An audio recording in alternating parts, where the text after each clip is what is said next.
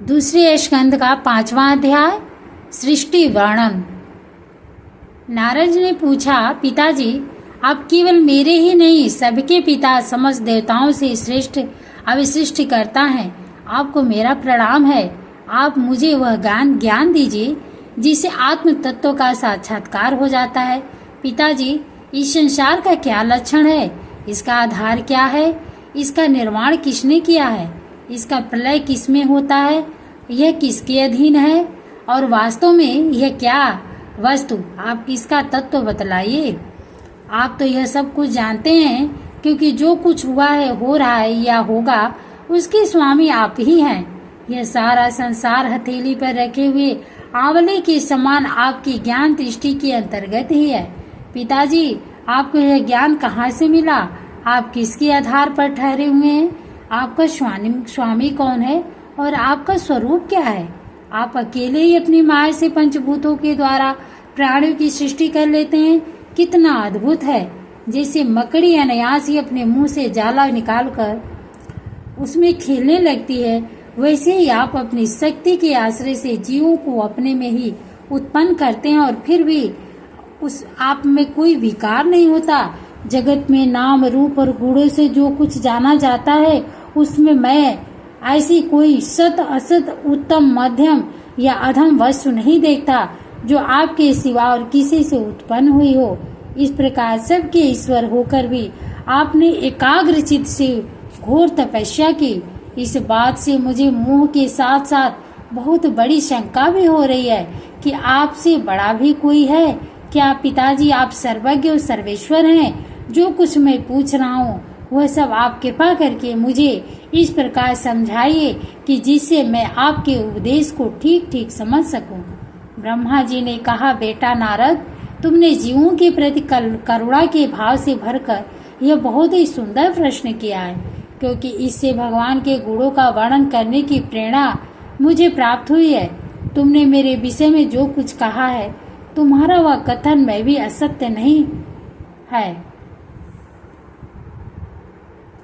क्योंकि जब तक मुझसे परे का तत्व जो स्वयं भगवान ही है जान नहीं लिया जाता, तब तक मेरा ऐसा ही प्रभाव प्रतीत होता है जैसे सूर्य, अग्नि, चंद्रमा, ग्रह, नक्षत्र और तारे उन्हीं के प्रकाश से प्रकाशित होकर जगत में प्रकाश फैलाते हैं।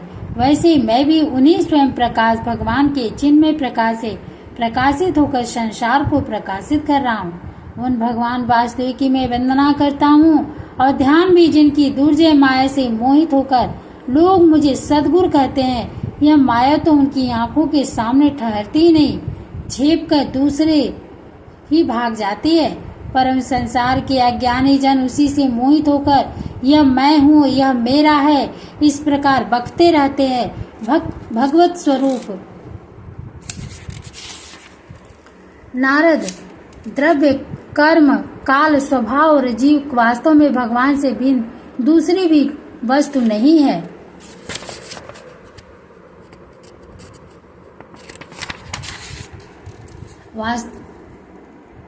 वेद नारायण के पारायण है, देवता भी नारायण के ही अंग में कल्पित हुए हैं और समस्त यज्ञ भी नारायण की प्रसन्नता के लिए है तथा उनसे जिन लोगों की प्राप्ति होती है वे भी नारायण में ही कल्पित हैं। सब प्रकार के योग भी नारायण की प्राप्ति के ही हेतु है। सारी तपस्याएं नारायण की ओर से नारायण ही ले जाने वाली है। ज्ञान के द्वारा भी नारायण ही जाने जाते हैं। समस्त साधु और साधनों का परिवसान भगवान नारायण ही है। वे दृष्टा होने पर भी ईश्वर है, स्वामी है, निर्विकार होने पर भी सर्वस्वरूप है। उन्होंने ही मुझे बनाया और उनकी दृष्टि से ही प्रेरित होकर मैं उनके इच्छा अनुसार सृष्टि रचना करता हूँ। भगवान माया के गुणों से रहित वे अनंत हैं। सृष्टि, स्थिति और प्रलय के लिए रजोगुण, शतोगुण और तमोगुण, ये तीन गुण माया के द्वारा उनमें स्वीकार किए गए हैं।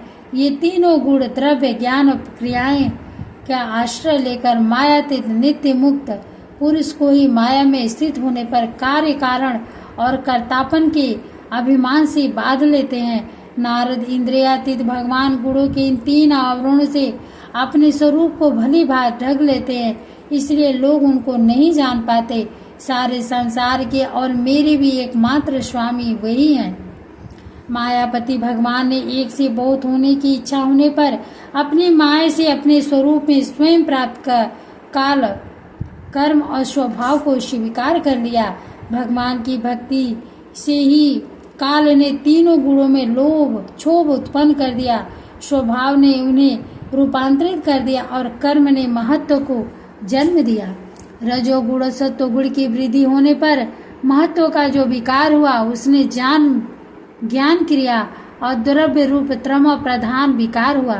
वह अहंकार कहलाया और विकार को प्राप्त होकर 3 प्रकार हो गया।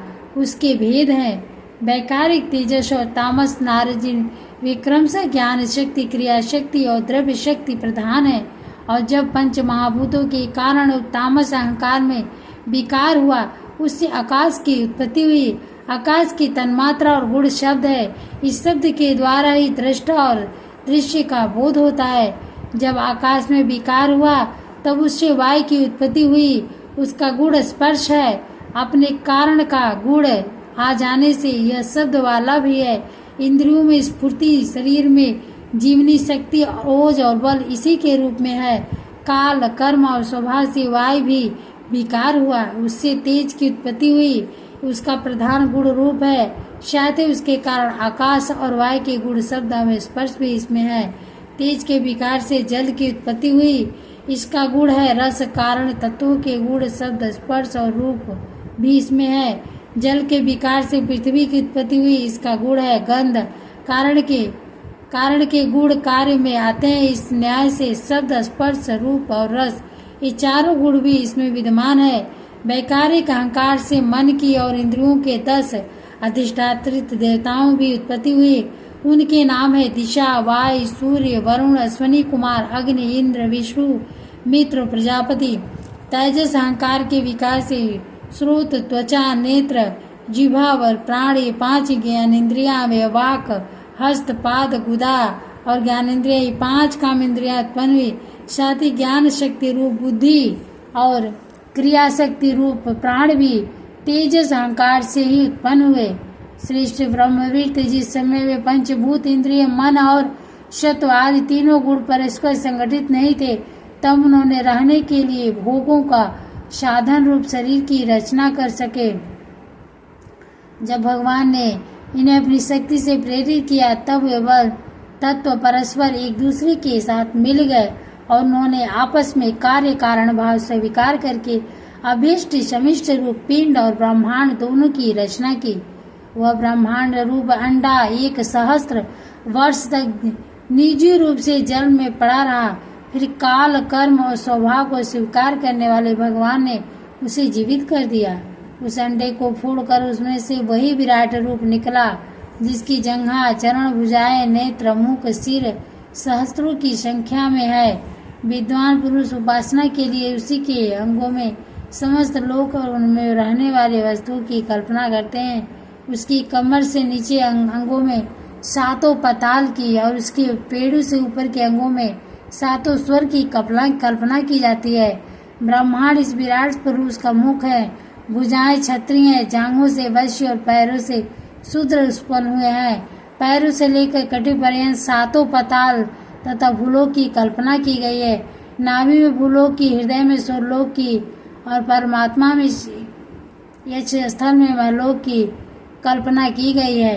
उसके गले में जनलोक द्वारा वास्तव में तपोलोक और मस्तक में ब्रह्म का नित्य निवास स्थान सत्यलोक है।